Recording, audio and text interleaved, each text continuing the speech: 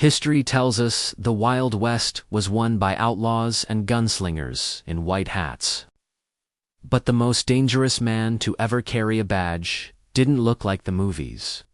He was born into slavery, forced to serve a Confederate colonel during the Civil War.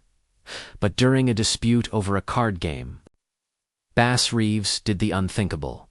He beat his master unconscious and fled into the heart of Indian Territory. He didn't just survive.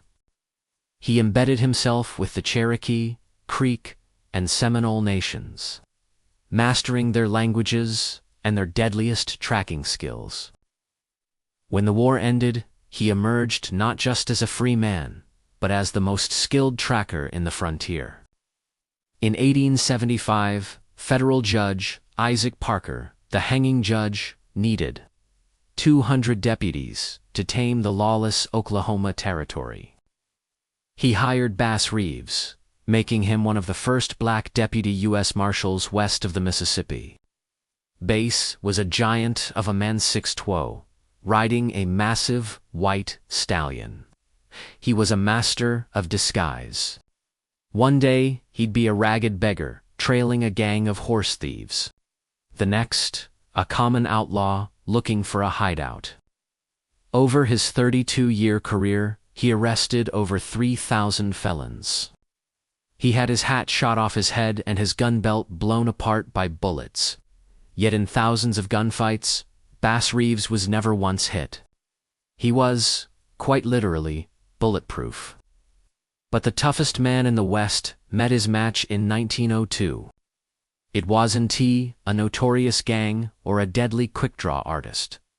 It was a warrant for murder, issued for his own son, Benny. Benny Reeves had killed his wife in a fit of jealousy and fled. For 2 days, no other marshal would touch the case. They respected Bass too much to hunt his blood. But Bass didn't hesitate. He took the warrant, looked Judge Parker in the eye, and said, "The law is the law."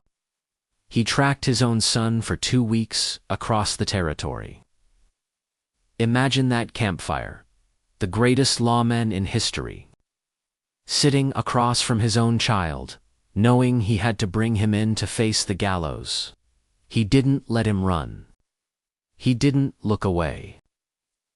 He brought Benny in, hand-delivered him to the jail, and went back to work. When Bass Reeves retired in 1907, he had become a living legend.